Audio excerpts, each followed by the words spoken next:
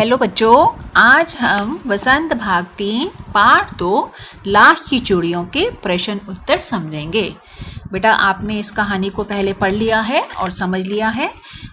तो देखते हैं थोड़ा सा इसके बारे में। इस पाठ के लेखक जो कांतानाथ जी हैं, उन्होंने लेखक ने बदलू के व्यक्तित्व की विशेषता को इस पाठ में दर्शाया है। उसका व्यक्तित्व कांच की चूड़ियों की तरह नहीं है जो आसानी से टूट जाए।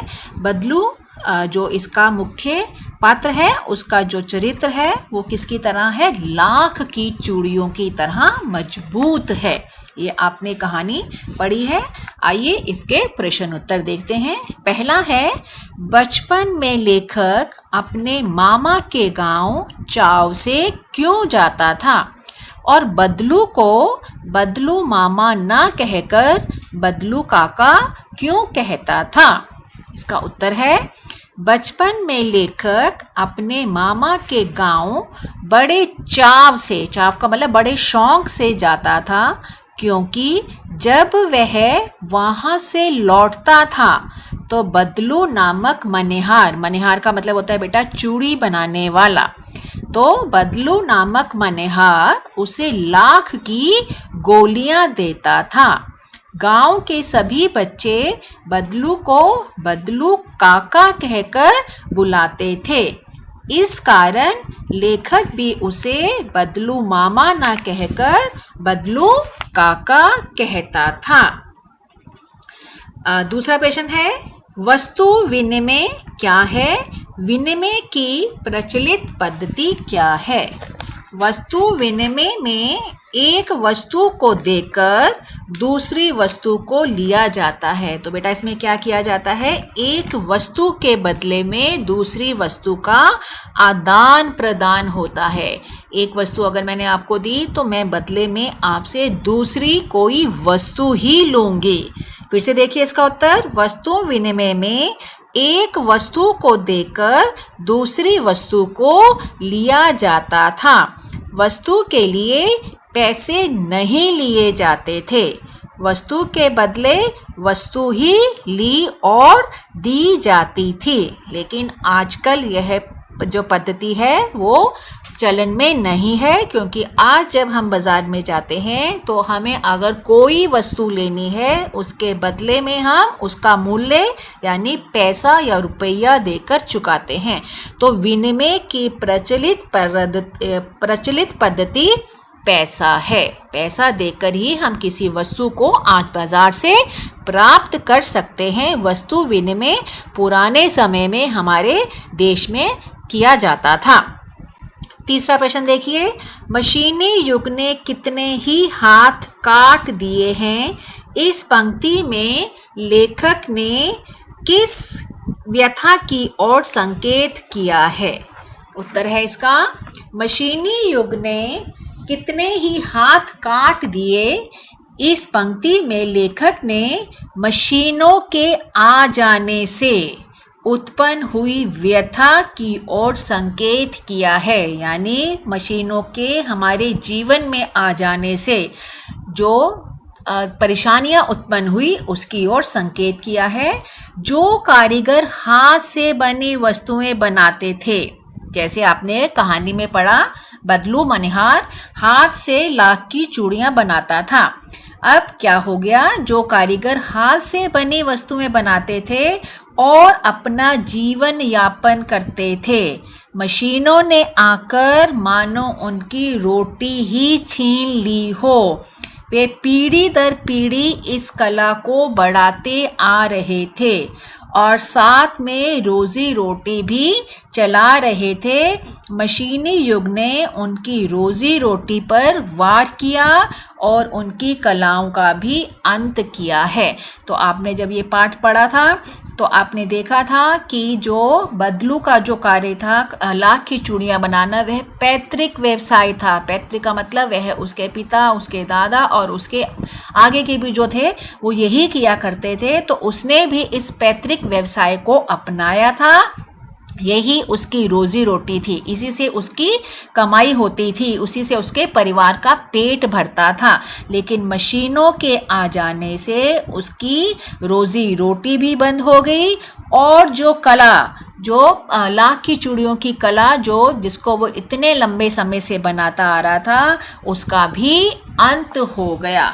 तो मशीनी युग ने इस पंक्ति के द्वारा लेखक ने बताया है कि लोगों के काम काज को खत्म कर दिया और उनकी कलाओं का भी अंत कर दिया। अगला प्रश्न देखते हैं। अगला है, बदलू के मन में ऐसी कौन सी व्यथा थी जो लेखक से छिपी ना रह सकी? उत्तर देखते हैं बेटा इसका। बदलू लाख की चूड़ियां बनाकर बेचा करता था। बदलू का व्यवसाय क्या था? मनहार। वह लाख की चूड़ियां बनाता था, उसे बेचा करता था। परंतु जैसे जैसे कांच की चूड़ियों का प्रचलन बढ़ता गया, उसका व्यवसाय मंद पड़ने लगा, उसका व्यवसाय कम होने लगा। अपने व्यवसाय की यह दुर्दशा बदलू को मन ही मन परेशान करती रहती थी और यह व्यथा लेखक से भी छिपी ना रह सकी। आपने पाठ में पढ़ा था कि बदलू को कांच की चूड़ियां बिल्कुल भी पसंद नहीं थी। लेखक जब बताता था कि शहर के लोग कांच की चूड़ियां पहनते हैं तो उसकी बात सुनकर वह चिढ़ जाया करता था। लेकिन अब गांव में भी लोगों ने कांच की चूड़ियों को पसंद करना शुरू किया, तो उसकी वजह से बदलू की लाख की चूड़ियों का जो व्यवसाय था, जो उसका काम धंधा था, वह बिल्कुल ही खत्म होने लगा, मंद पड़ने लगा। और जब उसने अपने इस व्यवसाय की यह दुर्दशा, बुरी हालत को देखा, तो यह परेशानी उसे अंदर तक कचोटती रहती थी और यही व्यथा जो थी वो लेखक से भी छिपी ना रह सके। अगला प्रश्न देखते हैं। मशीनी युग से बदलू के जीवन में क्या बदलाव आया? मशीनों के आ जाने से बदलू के जीवन पर क्या प्रभाव पड़ा? उत्तर है इसका, मशीनी युग से बदलू का व्यवसाय बंद हो गया। यानी मशीनों के गांव में आ जाने से उसका जो लाख की चूड़ियां बनाने का व्यवसाय था वो बिल्कुल ही बंद हो गया। काम ना करने से उसका शरीर भी ढल गया। पहले वो बहुत मेहनत किया करता था, लेकिन अब उसके पास कोई काम नहीं था, उसकी वजह से उसका शरीर भी ढल गया। उसके हाथों और माथे पर नसें उभर आई। अब वह बीमार रहने लगा क्योंकि वह बेरोजगार हो गया था, उसका काम धाम बंद हो गया था। उसे अपनी गाय तक बेच देनी पड़ी। हमेशा खुश रहने वाला बदलू अब दुखी रहने लगा था। उसे गरीबी और बेरोजगारी का जीवन जीना पड़ रहा था। तो इस प्रकार मशीनों के आ जाने से आपने देखा बदलू जैसे अनेक कारीगरों की यही दशा हुई थी। अगला प्रश्न है, लाख की वस्तुओं का निर्माण भारत के किन किन राज्यों में होता है? लाख से चूड़ियों के अतिरिक्त क्या क्या चीज़ें बनती हैं, ज्ञात कीजिए। देखते हैं इसका उत्तर।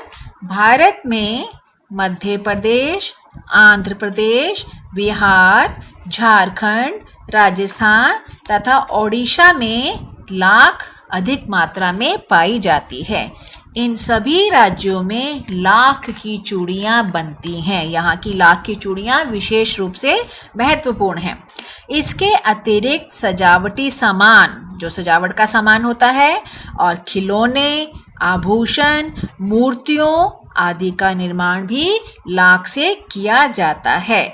इसके अतिरिक्त लाख का प्रयोग डाक तथा अन्य कार्यालयों में सामान पैकिंग करने व सीलबंद करने के काम में भी आता है। तो देखा आपने ये लाख जो है ये कितनी महत्वपूर्ण है। इसका प्रयोग कई चीज़ों के निर्माण में किया जाता है। तो बच्चों, ये पाठ के प्रश्न उत्तर आपको भली भांति समझ आ गए होंगे। वीडियो को लाइक, शेयर और सब्सक्राइब करना मत